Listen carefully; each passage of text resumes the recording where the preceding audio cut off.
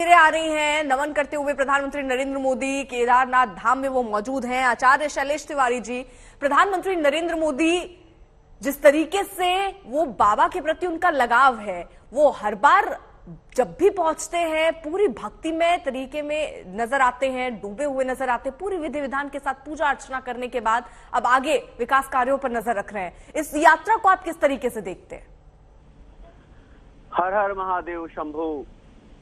ऐसा है कि प्रधानमंत्री नरेंद्र मोदी जी जो हैं वह इस देश के एक उपहार स्वरूप, पूरे विश्व के लिए उपहार स्वरूप हैं। भगवान शिव की जिस तरह उनके प्रति आस्था भगवान शिव के प्रति है, साक्षात शिवमय हो गए हैं।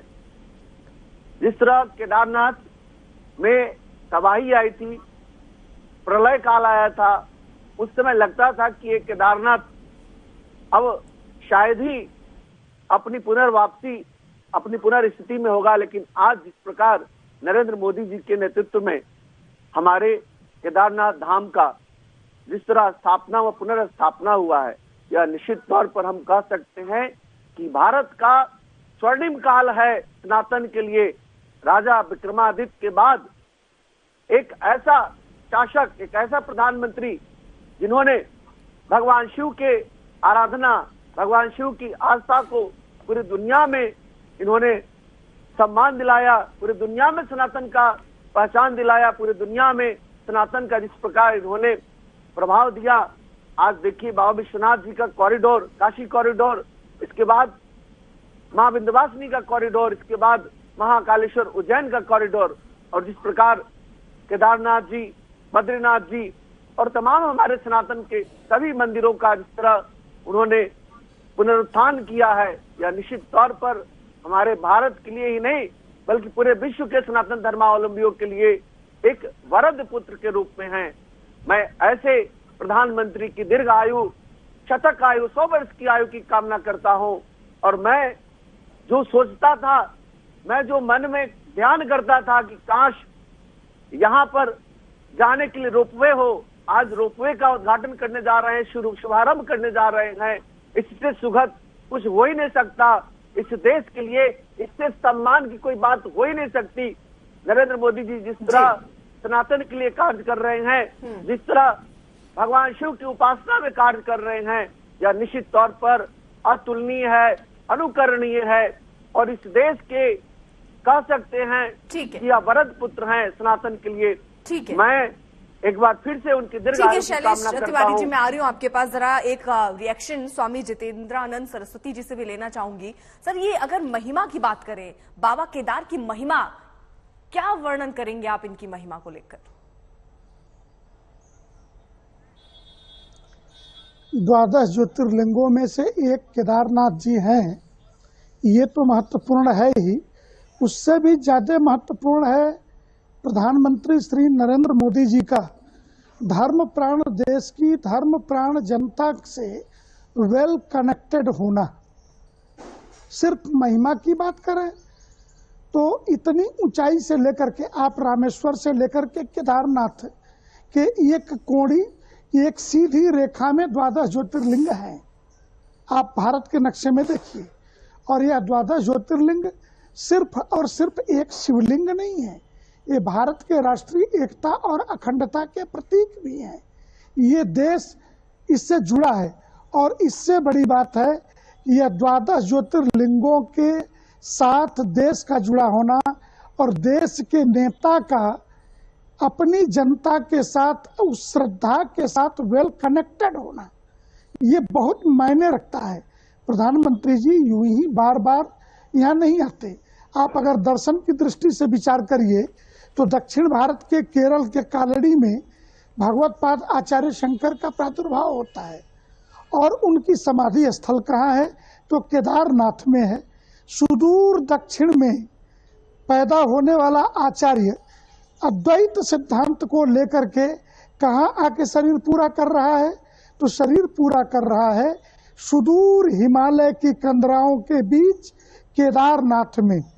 तो उत्तर से लेकर के दक्षिण तक का यह जुड़ाव राष्ट्रीय एकता और अखंडता के लिए, जिस समय दुनिया भर की ताकतें इस देश को तोड़ने के लिए लगी हों, दुनिया भर की ताकतें हमें नीचा दिखाने के लिए लगी हों, उस समय भारत की प्राचीनतम संस्कृति, उसका नेता और वहां की जनता तीनों एक निश्चित केंद्र बिंदु पर खड़े हों, तो वह केंद्र बिंदु है केदारनाथ। आपने एक चीज और देखी होगी कि केदारनाथ में भगवत पाद आचार्य शंकर की मूर्ति का अनावरण किया प्रधानमंत्री जी ने। इसके बाद ये अद्वैत सिद्धांत, जिसे हम कहते हैं कि शैव परंपरा, पंचदेव पूजन के सिद्धांत का इस देश में दर्शन के आधार पे, आपको क्या लगता है इस देश में दर्शन के आधार पे अद्वैत, विशिष्टाद्वैत और इन दोनों दर्शन उत्तर से लेकर दक्षिण तक, दक्षिण भारत में प्रादुर्भूत आचार्य और उत्तर भारत के अवतार, इन दोनों की कनेक्टिविटी और हिमाचल की अगर जनता के द्वारा दिया गया वस्त्र है वो पहन के केदारनाथ बिल्कुल, जिस वस्त्र का जिक्र कर रहे हैं, देखिए आप ये तस्वीरें भी कुछ वही दिखाती हुई जब वो बाबा केदार के दर पर पहुंचे प्रधानमंत्री नरेंद्र मोदी और बाकायदा रुद्राभिषेक उन्होंने किया। शुभांकर, अब आगे क्या कार्यक्रम प्रधानमंत्री नरेंद्र मोदी का, क्या तस्वीरें देख पा रहे हैं आप?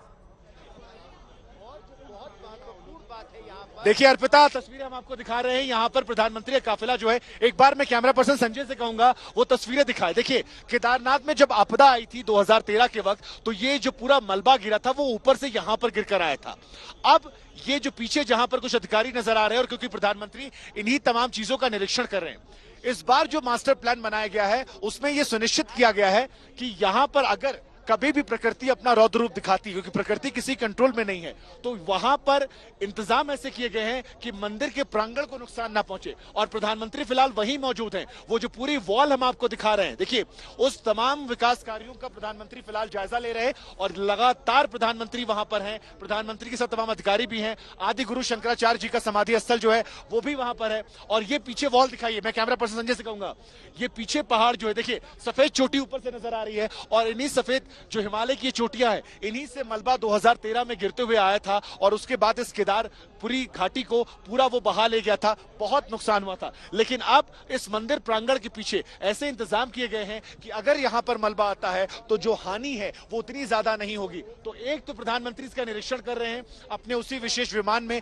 जो सेना का वो गाड़ी है उसके जरिए कर रहे हैं। इसके बाद प्रधानमंत्री जो है रोपवे परियोजना की आधारशिला रखेंगे, जो एक बहुत बड़ा गेम चेंजर फैक्टर साबित होने वाला है। और अभी हम लगातार ये बात भी कर रहे थे कि ये एक गेम चेंजर कैसे साबित होगा, क्योंकि आधे घंटे में अब आप यहां पहुंच जाएंगे। पैदल आने में 8 घंटे, घोड़े से आने में तकरीबन 6 घंटे, और अगर आप हेलीकॉप्टर आते हैं तो मौसम की मार, लेकिन इन सब के बीच में कम पैसों में लोग पहुंचेंगे। तो एक गेम चेंजर परियोजना की सौगात जो है प्रधानमंत्री देने वाले। इसके बाद यहां पर जो इस परियोजना में लोग काम कर रहे हैं, वो तमाम श्रमजीवी जो है उनसे प्रधानमंत्री संवाद करेंगे। और ये भी एक बहुत महत्वपूर्ण चीज होने वाली है, उनकी आदि गुरु शंकराचार्य जी की इस ठीक मंदिर के पीछे समाधि स्थल है, उस समाधि स्थल में भी वो जाएंगे, वहां पर भी उन्हें नमन करेंगे। और तकरीबन 11:30 बजे के आसपास अर्पिता, प्रधानमंत्री यहां से बद्रीनाथ की तरफ रुक कर जाएंगे। लेकिन ये जो पूरा जो मास्टर प्लान है ये अपने आप में अद्भुत है, और इसके पीछे जो मूल सोच है वो केवल 2 चीजों को लेकर है। एक सोच ये है कि यहां पर यात्रा जो है उसे सुगम बनाया जाए, जो लोग आने वाले श्रद्धालु हैं उनकी संख्या को बढ़ाया जाए। इस साल 15 लाख श्रद्धालुओं ने दर्शन किया। अब जो मास्टर प्लान है जब ये पूरा कंप्लीट हो जाएगा तो ये मानकर चलिए संख्या और बढ़ेगी, 20 से 25 लाख श्रद्धालु हर साल सीजन में यहां दर्शन करने आएंगे। और दूसरा, जो श्रद्धालु यहां पर आते हैं उन्हें यहां पर चीजें आसानी से मिलें, उनके लिए यहां सुरक्षा के जो है पुख्ता इंतजाम हो, और उसी के तहत ये पूरा मास्टर प्लान जो है केदारनाथपुरी में, केदारनाथ मंदिर प्रांगण में वो डेवलप किया गया है। उसी सोच से डेवलप किया गया है कि अगर कोई आपदा आती है तो उस विषम परिस्थितियों में भी चीजें जो है कंट्रोल में रहे। और 2013 में, क्योंकि आपको याद होगा प्रधानमंत्री नरेंद्र मोदी उस दौर में गुजरात के मुख्यमंत्री हुआ करते थे, वो उत्तराखंड पहुंचे थे लेकिन केदारनाथ नहीं आए थे, गुजरातियों को हेलीकॉप्टर के जरिए चले गए थे। तभी यह प्रण लिया गया था कि यहां पर चीजें बेहतर की जाएंगी, दुरुस्त की जाएंगी, और इतनी दुरुस्त की जाएंगी कि भविष्य में वो त्रासदी, वो तबाही की तस्वीरें दोबारा देखने को ना मिले। और उसी को यहां पर अब साक्षात होते हुए हम और आप अर्पिता देख पा रहे हैं। बिल्कुल शुभांकर, की तस्वीरें देखिए आप दिखा रहे हैं, और जिस तरीके का जिक्र कर रहे हैं, क्योंकि पिछली बार 2013 में जिस आपदा का जिक्र आप कर रहे हैं उस वक्त भी मंदिर को कोई नुकसान नहीं पहुंचा था, और इसकी महिमा का वर्णन हर किसी ने किया। स्वामी समरन सरस्वती जी भी हमारे साथ मौजूद हैं। जिस तरीके से अब ये योजना लाई गई है, क्योंकि आपदा देश ने देखी, उत्तराखंड में किस तरीके से आई, केदारनाथ धाम में किस तरीके से आई, वो योजना बनाई गई है जिससे ज्यादा डैमेज नहीं हो, ये योजना बनाई गई कि वहां दर्शन करने के लिए जो लोग पहुंच रहे हैं बहुत सुगम तरीके से पहुंच पाए, आसानी से पहुंच पाए। वो समय जो 8 घंटे का लगा करता था अब 30 मिनट का लगेगा मात्र।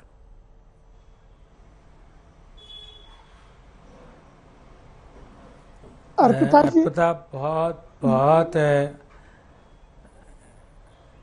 आदिगुरु शंकराचार्य की समाधि बना करके अद्वैत दर्शन का जो आपने जिक्र किया है, अभी हमारे स्वामी जितेंद्रानंद जी, नवल किशोर जी, सभी लोग शिव की महिमा को कह रहे थे।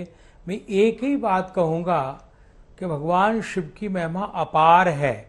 अभी रुद्राष्टाध्यायी का रुद्राभिषेक हुआ, एक ही मंत्र अगर आज के इस रमा एकादशी पर इतने शुभ मुहूर्त में सिंह राशि का सूर्य है, जहां पर आज ये मंत्र सुन भी लेंगे तो आज तक की मेहरबानी से उनको केदारनाथ के दर्शन का पुण्य मिलेगा। प्रभो शंभो दीनम बेहत शरणम तव चरणयो भवारण्यादस्मात् विषम विषयात् सर्वभयदात् समुद्रेतो श्रद्धा विधुरमपि वद्धादरकरं दयादृष्ट्या पश्यन् निजतनय मात्मी कुरु शिवो। हे केदारेश्वराय नमः। ये ऐसे प्रभु केदार खंड का, ये केदार खंड में वर्णन किया गया है, जिसमें सारे निम्बार्काचार्य, रामानुजाचार्य, आदिगुरु शंकराचार्य, रामानंदाचार्य, सारे आचार्यों ने भगवान शिव के अद्वैत भक्ति का, भगवान शिव की विशिष्ट अद्वैत भक्ति का जिक्र किया है। तो निश्चित है अर्पिता, मोदी जी हमारे जैसे आदिगुरु शंकराचार्य ने कन्याकुमारी से लेकर के कश्मीर तक और वो पूरब से जगन्नाथ से द्वारका तक 4 धाम बना दिए उन्होंने, 4 संस्कृतियों को मिला दिया। आप देखिए पूरब में जो मंदिर है वहां का पुजारी पश्चिम का है, और पश्चिम में जो मंदिर है द्वारकाधीश वहां का पुजारी पूरब का है। और उसी तरह से जहां केदारनाथ में आप केदारनाथ में जो पुजारी है, मेन पुजारी है, वो भी हमारे कर्नाटका का है, साउथ का है, जिसको लिंगायत कहते हैं। उसको पीठ की पूजा करने का अधिकार है। और बद्रीनाथ का पुजारी नामुद्री पार ब्राह्मण है, वो केरला का है। तो ये उत्तर का ब्राह्मण रामेश्वरम में पूजा करता है और साउथ का ब्राह्मण उत्तर में पूजा करता है। चारों दिशाओं से, चारों जगह भारत को एक सूत्र में बांधने का काम जो आदिगुरु शंकराचार्य ने किया है, वो और 32 साल की उम्र में तक उन्होंने देश को एक ही सूत्र में, मणि गणा एव सूत्र में बांध दिया है। इतना मैं कहूंगा। तो यशस्वी प्रधानमंत्री की यात्रा देश के कल्याण के लिए, जन कल्याण के लिए और प्रकृति के कल्याण के लिए, इन्वायरमेंट के लिए, नदियों के लिए, पहाड़ों के लिए जो आजकल विषम परिस्थितियां चल रही हैं, उन सबको रखने के लिए अर्पिता बहुत बड़ी मुहिम है। मैं साधुवाद करता हूं। हर हर महादेव, बम बम महादेव, डम डम महादेव, बिल्कुल सम हर सम महादेव के नारे महादेव, वहां भी लम गूंज लम रहे हैं जहां पर प्रधानमंत्री महादेव। नरेंद्र मोदी पहुंचे हैं। और ये अलग अलग तस्वीरें भी हम आपको दिखा रहे हैं जब प्रधानमंत्री नरेंद्र मोदी पहुंचे केदारनाथ धाम आस्था के साथ पूजा अर्चना करते हुए। कुछ आज भी कुछ वैसी ही तस्वीरें नजर आई हैं।